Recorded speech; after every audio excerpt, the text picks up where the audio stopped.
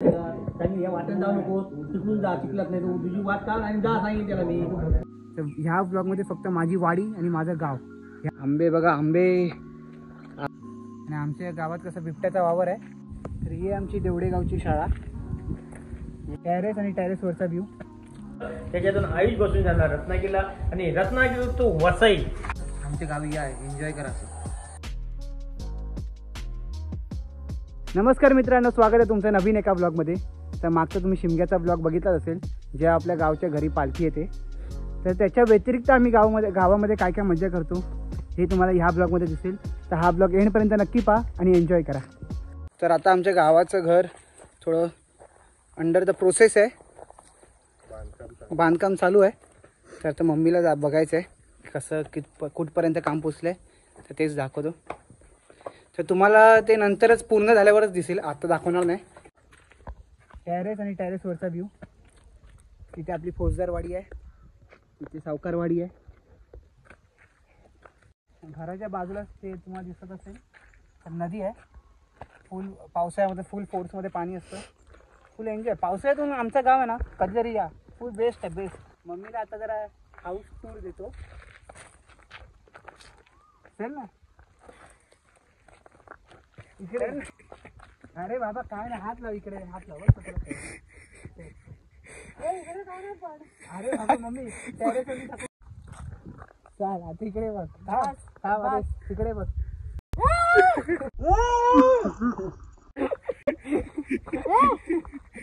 टाकू जात. हा मोहर आलाय आंब्याला. हे आमच्या आंब्याचं झाड आहे. मस्तपैकी मोहर आलाय. जेव्हा मे महिन्यात आम्ही राहायला येऊ तेव्हा तुम्हाला त्याच्यामध्ये आंबे पण दिसतील. आता तुम्हाला आमची जी घराच्या बाजूचीच झाडं आहेत, बाकी तिकडे आहेत अजून झाडं, पण घराची बाजूचीच झाडं आहेत त्याची टूर देतो. ते मगाशी तुम्हाला आंब्याचं झाड दाखवलंच, मोहर आलाय त्याला. जरा रान वाढलंय ते आम्ही नंतर येऊ तेव्हा कापू. त्याच्यात खतरो के खिलाडीवाला फील येते आम्हाला इकडे. काजूचा मोहर बघा. आता मे महिन्यात काजू येतील अशी अपेक्षा आहे. लागलेत ते, आता मोठे व्हायला जरा वेळ लागेल. आणि हे आमचं चिक्कूचं झाड आहे. चिक्कू धरले आहेत. चिक्कूचंच फळ आलं जास्त करून. आंबा आणि काजूचा नंतर येईल अशी अपेक्षा आहे.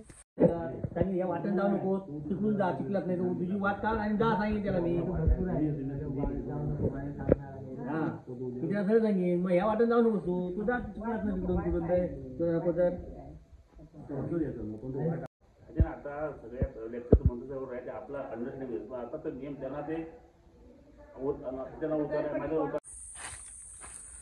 ते आपलं मेन घर आहे. मेन घराच्या इकडे जी नदी आहे, नदीच्या साईडला ते आपलं साखरी आंब्याचं झाड आहे. त्याला आम्ही साखरी आंबा का म्हणतो, कारण त्या आंब्याची चव एकदम साखरेसारखी असते. आता ते झाड 150-200 वर्ष जुनं आहे काहीतरी, म्हणून चव जरा उतरली आहे, पण साखरेची चव अजून पण आहे त्याला. आणि इथे आमची एक खोप आहे.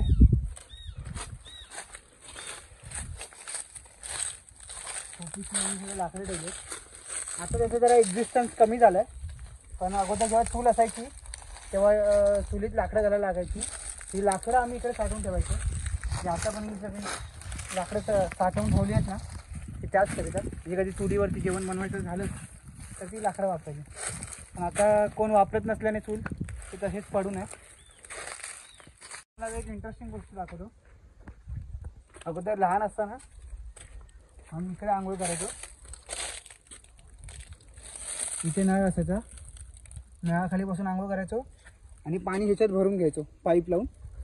आणि ह्याच्यात आम्ही 2-3 जण, तेव्हा आम्ही लोक बारीक होतो, तेव्हा ह्याच्यात बसून आंघोळ करायचो. एका टायमाला 3-3 जण बसायचो आणि आंघोळ करायचो. वो दिन भी क्या दिन थे. आता आमच्याकडे पालखी येणार आहे तर त्याची तयारी चालू आहे. तर सीताराम काही काय करताय तुम्ही आता?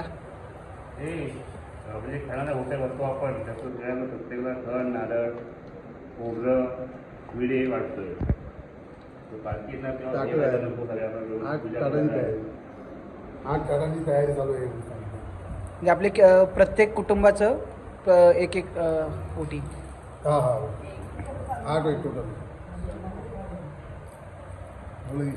आणि ओटीमध्ये काय काय द्यावं लागतं? ही नारळ, खना, खोबरा आहे, गूळ आहे, विडे वगैरे सगळं 2-2 विडे. तर ही आमची देवडेगावची शाळा. इथे माझे बाबा, आत्या, काका हे सगळी शिकलेली शाळा. हीच ती शाळा.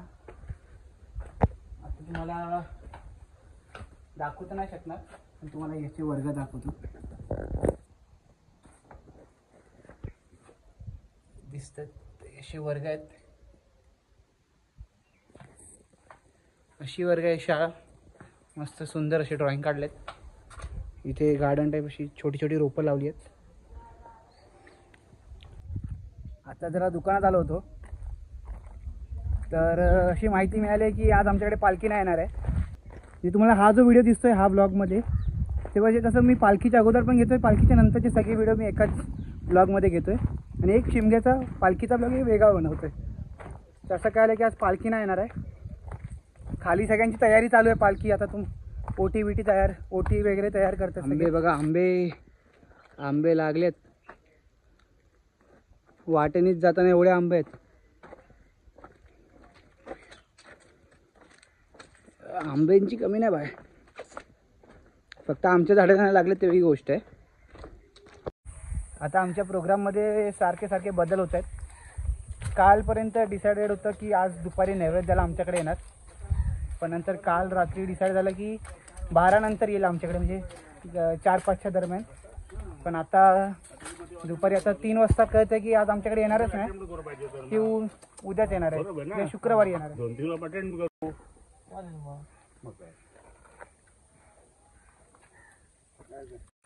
असं सगळं गोंधळ झालाय. तर आम्ही विचारायला चाललो की असं का होतं आमचं. आता जरा दुपारी झोपून उठलोय. आता जरा फ्रेश आहे. आता दुपारी एवढं गरम होत होतं, पण नशीब फॅन होता म्हणून. जेव्हा लाईट नसेल तेव्हा एप्रिल-मे महिन्यात आमचं वाट लागेल. पण रात्रीची तेवढीच थंडी वाजते एप्रिल-मे महिना असला तरी, जी मुंबईत वाजत नाही. तर आता आम्ही चालू आहे कलमामध्ये. जी आंब्याची झाडं आम्ही लावली आहेत त्याची काय दशा आहे ती बघायला जातो. मोहर आल्या की नाही, आंबे लागलेत की नाही, तर तुम्हाला ते आमची आंब्याची झाडं पण दाखवतो. अगोदरच्या ब्लॉगमध्ये पण दाखवलं आहे. इथलं सिक्युरिटी आहे, इथे लॉक लावलं आहे, पण इकडून जायला वाट आहे. इथून नाही आली तर तिकडे कशी जातात? कुठे? ही जी सिक्युरिटी आहे ती माणसांसाठी नसून ती गुरेढोरांसाठी आहे. नाही तर जे वाट लावतील, जेव्हा नवीन कलमं असतात, ते छोटी असतात ना, ते वाट लावतील म्हणून त्यांची सिक्युरिटी, झाडांच्या सिक्युरिटीसाठी. हे आपल्या राजाकाची झाडं आहेत आंब्याची. ही काजूची त्यांचीच झाडं आहेत. आपली जरा पुढेच येते. मधल्या झाडांना आमचे आंबे लागलेत. हे बघा, हे एक आहे, इकडे आहे, तिकडे पण छोटी ते पण बरीच आहेत. या साईडला छोटे फळ लागलेत. म्हणजे कसं एप्रिल-मे पर्यंत मोठे होतील, पिकतील. हे आपली कलमातली झाडं आहेत. 10 झाडं आहेत, 10. कायक्यांना आत्ताच मोहर आलाय. हे बघा, कायक्यांना आत्ताच मोहर आलाय. मालकीन इकडे उभी आहे, निगराणी करते आंब्याचं. काय वाटतं तुला मम्मी? छान झाले आंबे, थोडे अजून व्यवस्थित झाडांना हे करायला पाहिजे. हां, कधी येशील करायला? नाही, मी माणूस ठेवेन कोणतरी. हां, कोण आहे तो माणूस? तूच. ठीक आहे, आता भेटू आपण सोमलिंगाच्या मंदिरात. आपलं सोमलिंगाचं मंदिर गावाला आल्यावर इकडे एक भेट नक्कीच होते, कारण आमचे ग्रामदेवत आहेत. हे आमच्या गावातलं स्वयंभू शिवलिंग आहे. ह्याचा इतिहास मी अगोदर एका ब्लॉगमध्ये टाकला आहे, तर तो ब्लॉग नक्की बघा. वरती आय बटनवर त्याची लिंक येईल, तो ब्लॉग नक्की बघा आणि या स्वयंभू शिवलिंगचा इतिहास जाणून घ्या. तर आता आम्ही चाललो आहे दुकानात पत्र्या आणि नारळ आणायला. तर आता अंधार झाला आहे, फुल काळोख. आमच्या गावी कसं जास्त लाईट नसल्यामुळे पूर्ण काळोखच असो, म्हणजे ते सगळ्यांच्या गावीच तसं असेल. आणि आमच्या गावात कसं बिबट्याचा वावर आहे, म्हणून कसं काठीबिटी घेऊनच फिरतो आणि गरज लागली की हाना, नाही तर तो आम्हाला खाऊन टाकेल. नारळ हे आपल्या लव्या अकरांचं दुकान आहे गावातलं. काय खरेदी करायची असेल की आम्ही इकडेच येतो. आता पत्र घेतलेत कारण आता आमचा एकत्रित कुटुंब असं भोजनाचा कार्यक्रम ठरला आहे. गावाला आलो आणि एकत्र जेवण नाही केलं तर काय केलं, मग आता एकत्र जेवणाचा कार्यक्रम ठरला आहे. जेवणाची तयारी करून झाली आहे. इकडे सगळे आता मेंबर, घरातले मेंबर सगळे आता गप्पा मारत बसले. आता आम्ही आता एकत्र जेवणाला बसलोय. आता हळूहळू करून सगळे बसतील.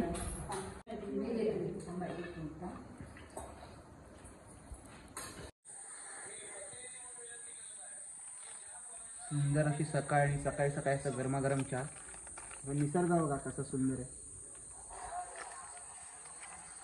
आमच्या गावी या एन्जॉय करा. असं निसर्ग तुम्हाला कुठे दिसणार नाही. हाच निसर्ग पावसाळ्यातून येणार एक नंबर, एक सुंदर. कारण हे सगळ्या माळे आहेत ना, सगळ्या भात शेतीने भरलेले असतात. मस्त बघण्यासारखं आहे.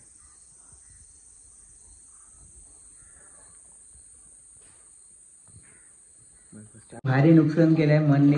मी नाही गेलाय, मी फक्त नळ खोलला आहे. नळ चालू करायला गेला तर नळच तोडला. ऑटोमॅटिक तुटला, मी फक्त नळ फिरवला. पालखी येणार आहे म्हणून जरा घाई आहे. तरी जेवढं होऊ शकेल तेवढं तुम्हाला मी दाखवतो. बाकी अजून आहे. पालखीनंतर मी लगेच निघणार आहे कारण माझी एक्झाम आहे. आता मध्ये 4 दिवस गॅप होता एक्झामला, म्हणून मी आलो गावी पालखीसाठी. आणि ह्यावर्षी जास्तच वाटत होतं मला जरा पालखीला जावंसं, आणि ह्यावर्षी मी आलोच. नाही तर असं नेमका मी कधी येत नाही पालखीच्या वेळी. आपलं गणपती आणि मे महिना असतो.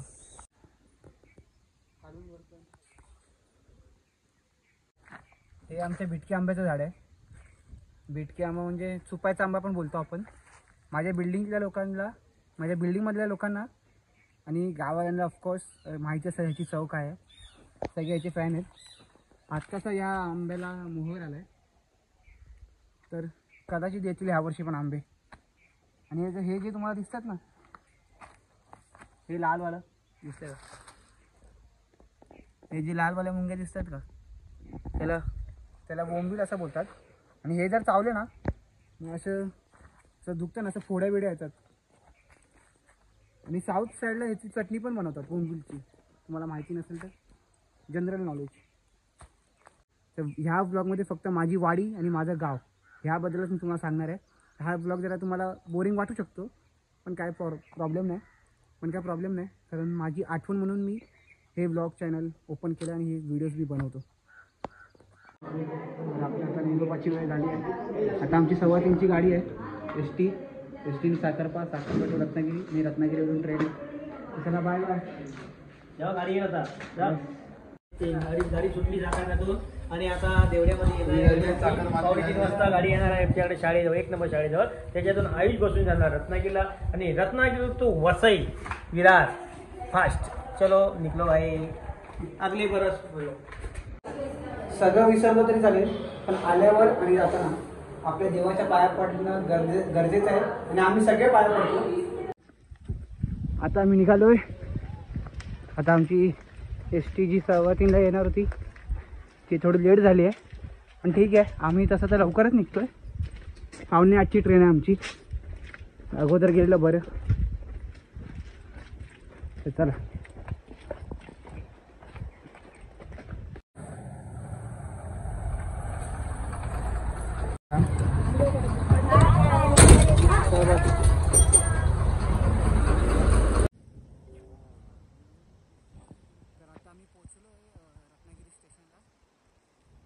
देवडे टू साखरपा आम्ही 3:30पर्यंतच पोचलो होतो.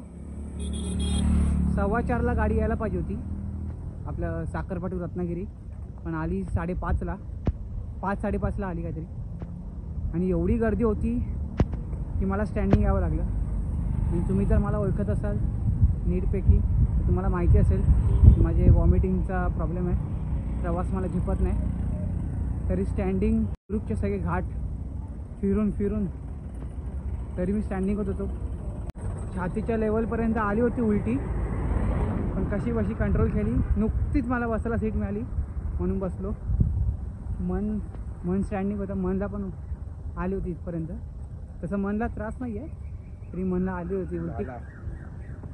पण काय करणार, नेमकं मला बसायला मिळालं आणि झोपून गेलो डायरेक्ट रत्नागिरी स्टेशन.